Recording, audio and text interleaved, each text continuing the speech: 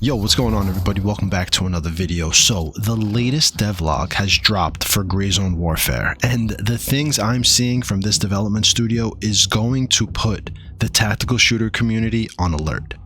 Gray Zone Warfare developers are approaching their design emphasizing a high level of realism I've never seen before, and they're incorporating real-world physical principles into their gameplay, okay? Now, let me explain. Let's start with their ballistics system. It covers the entire journey of a shot, starting from the ammunition selection to its impact on obstacles, emphasizing on the realistic parameters applied to weapons, gear, and ammunition. Now, let me really specify this.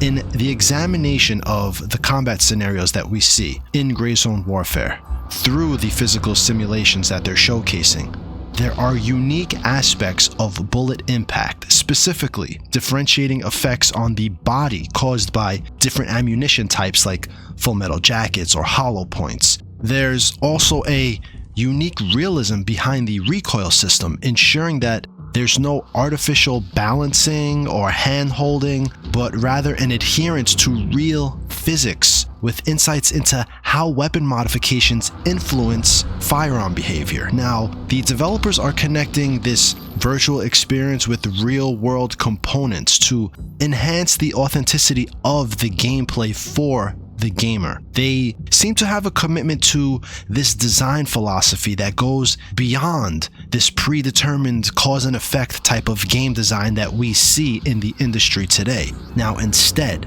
they are simulating each situation based on authentic data accumulated through extensive research that they've done, so they can provide players with this realistic combat experience and avoid those type of artificial constraints that you see in gaming today. Now, overall, the key takeaway is that Gray Zone Warfare and the system that they're creating aims to offer a highly immersive and authentic combat experience by leveraging these complex simulations grounded in real-world physics and data.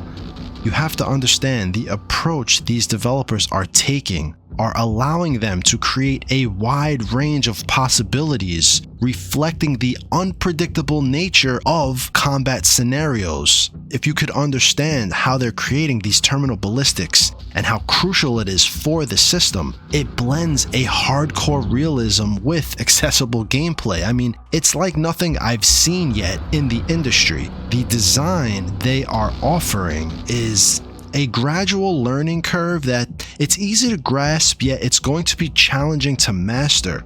The projectile's impact and the effectiveness depend on factors like energy, velocity, and penetration capabilities. Different ammunition types such as soft point, full metal jacket, armor piercing, hollow point, they each have their own unique characteristics and provide strategic choices for the player in different combat scenarios. The projectile system they're creating is intricate. It considers jacket damage, core deformation, ricochet, and destabilization physics. It includes a detailed physical simulation within the human body. It calculates temporary and permanent cavities in soft tissue and their impact. This meticulous approach enhances the realism of the game's ballistic system. It creates an uncanny experience for players and something that I don't believe players have experienced in this industry up until now. The penetrative capabilities of different ammunition types such as soft lead core ammunition like full metal jackets and tungsten core ammunition like armor piercing exhibit distinct penetration characteristics.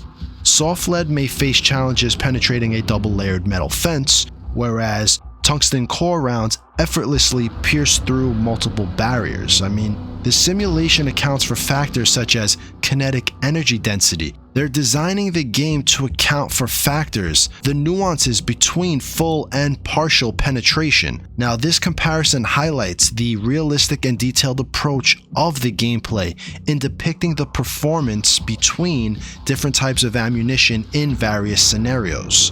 The significance lies not just in the trajectory, but the impact of a projectile. When a bullet hits a target, the transferred energy varies based on its specifications and the obstacle's composition. Factors like bullet rotation, tumbling, and changes in behavior after penetrating a barrier are all considered. For example, shooting through a wooden wall may reduce penetration but increase blunt force trauma.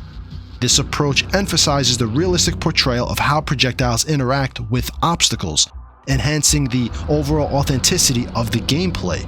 Ricochets in the physics model showcase how sophisticated this system is. The model considers both projectile and obstacle characteristics when a projectile impacts a solid surface at an angle. So a soft material like wood leads to a wider ricochet angle and lower velocity compared to a hard material like steel. The model also accurately replicates projectile behavior when hitting water, demonstrating consistency in impact angles. So if the angle is surpassed, the object doesn't bounce off but enters the water instead. Details in what we're seeing right now and the effects of these ricochets, it is enhancing the overall realism of the game at this point. Things like controlling your recoil are going to be a big gameplay component.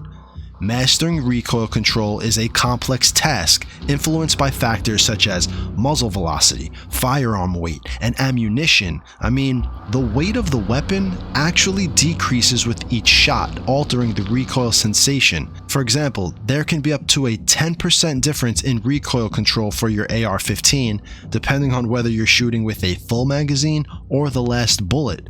Now, this highlights the dynamic nature of recoil management, emphasizing the need for players to adapt their control techniques based on changing conditions during firearm use. The realism of firearm mechanics in the game is enhanced by the movement of the bolt mechanism. Firing causes the bolt to move backward, intensifying the felt recoil, but its return stabilizes the firearm to some extent. This automatic functionality distinguishes it from simpler bolt action rifles. Now, managing recoil is going to be a learning curve, obviously, but each shot's adjustment varies, creating unique experiences with each weapon platform. Stamina is another crucial component, with running affecting stability and prolonged aiming impacting accuracy. Monitoring overall energy and arm strength is essential for maintaining peak performance and accuracy. They want you to feel like you need to have a comprehensive understanding of your PMC operative's body. It is crucial for their gameplay. The game is trying to accurately represent human anatomy, portraying injury-based cavities caused by projectiles. Treatments for injuries offer logical consequences beyond simple cause and effect. The behavior of bullets hitting armor dynamically varies, leading to outcomes like ricochets, penetration causing damage, or stopping at the backplate. Each scenario is meticulously calculated, reflecting the complex realities of ballistics and armor interaction. Severe injuries impact your character's body and mind, affecting combat performance. Even minor injuries can lead to significant issues like limited movement, worsened aim, impaired hearing, and inadvertent noise that your character may make, which in turn can reveal your location. Understanding and managing these risks are crucial for success in the game. Now, trying to absorb all of this new info, seeing what they're designing over at Madfinger Games, shows me that they have an unbelievable commitment to realism in weapons research, and they are designing the combat experience that everybody in this community wants. You can see that countless hours are being dedicated to shooting, document analysis, and collaboration with experts, weapon manufacturers, special forces veterans, and skilled snipers. In Gray Zone Warfare, each shot aims to feel genuine, backed by extensive calculations and research. The invaluable contributions from experts like Jonathan Ferguson at the Royal Armouries Museum underscore their dedication to delivering a truly immersive and authentic combat experience, and I for one cannot wait to get my hands on Gray Zone Warfare. So, what is your opinion on the new information we are getting now from Madfinger Games? Let me know in the comments below and we'll discuss it like always. Alright guys, that's all for now. Everyone have a great day and I will see you all in the next video.